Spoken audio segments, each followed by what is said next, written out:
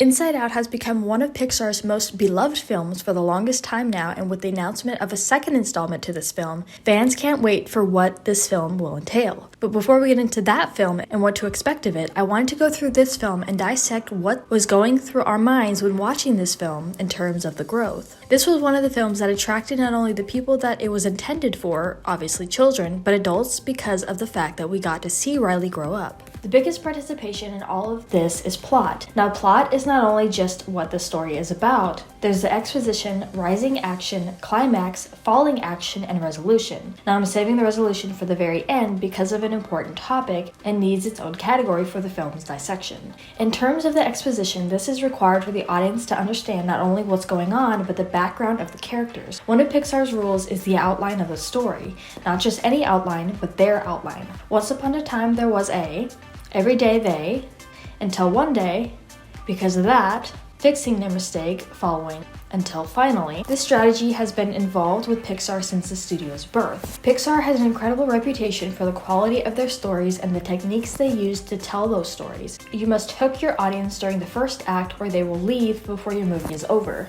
Again, in the first act, hooks us in with the concept of seeing emotions as characters and getting to see inside the mind of a child. The rising action is a related series of incidents that build toward the point of greatest interest. The structure of Riley's mind, as well as the many different mechanisms and creatures that inhabit it, can only be the result of an imagination allowed to roam. The strongest instance of subverting expectations in Inside Out comes from the meaning it generates. When Riley is starting to forget her happy memories and sadness touches a core memory, changing it to a sad memory, which is the start of the climax. As we move closer to the climax of this film, we have spent enough time with Riley to understand who she is. She moves into a new town and is having a really hard time adjusting. As Joy is out of headquarters, the islands that represents what's important to Riley is collapsing one by one. We understand that Riley is really not doing well, resulting in deciding to run away as nothing is going right. At the same time, Bing Bong, Riley's imaginary friend who we met early on, sacrifices himself in order to save Riley as well as Joy. That right there was more than a reason to remember that we must let go of our past to move forward as we grow up.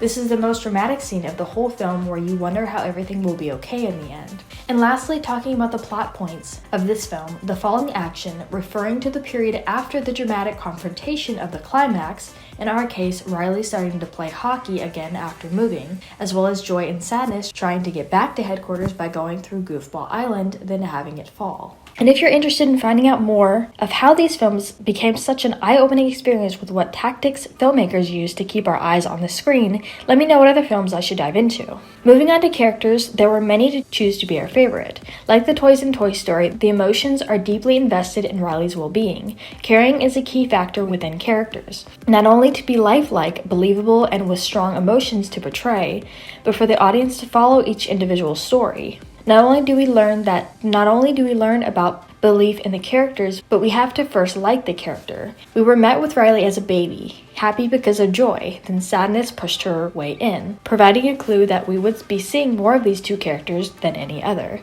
One of the best parts in terms of characters was the way they were designed. They weren't just characters, but emotions. So I did this version of Joy, this origami idea. And so the idea would be when they first...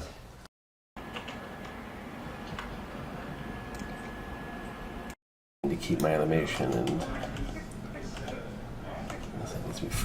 I'm animating the bottom. Of course, the conflict is the opposition and struggle within the story. In Riley's case, she has conflict within the new environment, which then transpires into her feelings. As adults, we can relate to something like this when Riley goes through a big change in her life and doesn't really have control over it. Inside Out is one of those movies that has multiple things going on at the same time. At times, it's not only Riley that's in danger of running away by herself, but Joy and sadness. Joy is what makes Riley happy. Without her, Riley can't feel joy. This creates a smart conflict efficient connection between Riley's emotional journey and the emotions, physical life, or death situations. One of the things that makes a story good is putting characters in the most difficult challenge they have ever faced. Something that wouldn't have an automatic resolution. Joy and sadness need to get back to headquarters, but it's a standstill globe with no doors to it or walkway. Along the way, they come across other characters, of course, and other little challenges to face. We were mesmerized by just how they would get back to where they belong. Inside Out teaches us that it's okay to feel sad or afraid sometimes, and when we accept those feelings, we can then take steps to feel better. So-called negative emotions provide us with contrast and can allow us to feel greater joy as a result. The setting of Inside Out is San Francisco, as well as Riley's mind. I think when watching this film, we all forget that this was completely from scratch. Creators had to sit down with therapists and psychologists to try and figure out the gist of how the mind works and having to narrow it down so it's not too complicating for children and adults who would be curious. They managed to create characters into a single emotion, have a system for memories, and even supposedly how dreams work. The one thing with settings is that it has to be realistic, and realistic it was. Theme comes from the idea of an elusive concept that can be approached in many different ways. The premise of this plotline is that the foundation of our personalities is built upon core experiences or memories. This is something we're familiar with. We understand how memories work, we experience something, and it sticks with us. Not every memory is the same though. That's why long-term and short-term memory is a thing. Some even say that when something new happens, something else gets pushed out as there's only so much room in our head. Inside Out's climax is so thematically clear that it requires little elucidation. Feeling and accepting sadness and understanding why she is necessary, we feel different for sadness between beginning and end, knowing she has a purpose and shouldn't be pushed aside.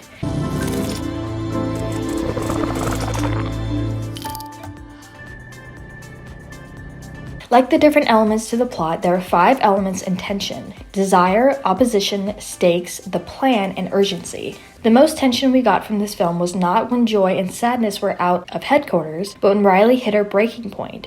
We watched her grow up through flashbacks and go through a major change in her life. Something she can't control is swallowing her alive. Being away from friends, being a certain way towards her parents, remembering moments with her family that now have made her upset or sad, too many emotions that she can't process at one time. The desire that Riley had was wanting her old life back. Inside Out stands in opposition to an entire culture that tells people that happiness is the highest, best, and sometimes only permissible emotion, and that sadness is an obstacle to being happy, and that we should concentrate all of our emotional and cultural energy on trying to eradicate sadness so that everyone can be happy. There are many stakes that can be in many films. For this one, little stakes built into big stakes. Over the course of the film, Riley's mind and personality was slowly falling around her to where she was losing herself. A lot of times there is something that is predictable in films. If there is a film that has a laid out plan, it never goes according to plan, even if it has to. Let me explain. Riley in sadness has to get back to headquarters, but oddly enough, Riley sacrifices sadness, fully believing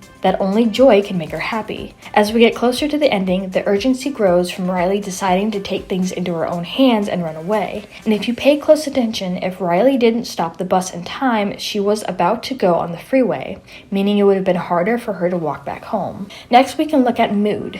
Mood is the emotional atmosphere within the story produced by the author's use of language. We can recognize this as all of the emotions having their own personality, but reflecting that onto Riley, of course. Therefore, the mood of this film is the emotions themselves. Some people can think of the point of view like a video game, told from third person or first. Joy isn't just the chief protagonist of Inside Out. Much as a teen or high school movie, she's also the narrator. In the film's opening and closing, she explains in voiceover the inner workings of the world we're watching, this imaginary land inside the mind of an 11-year-old girl named Riley. This was a very unique film in terms of using flashbacks. We get to see Riley in different stages of her life and what was important and not important to her, given that the emotions themselves are a separate character for us viewers, but obviously the same for Riley. In terms of the emotions, all they know is Riley. When we get to see the flashbacks of Riley during certain moments of her life, it allows us to understand her and her past and what she used to be like versus the person she is turning out to be. In the end, we see new islands take place of the old ones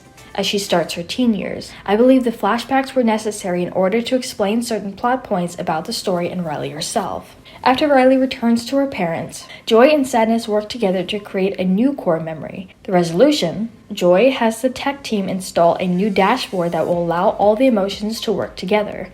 This gives the perception of Riley growing up. Of course, we are all happy with endings that make us happy, and with Inside Out, it was no exception. After all, you have to remember that this is a Pixar film, and their motto they live by is making people care about the character and care they did. Is that the first time that that's happened?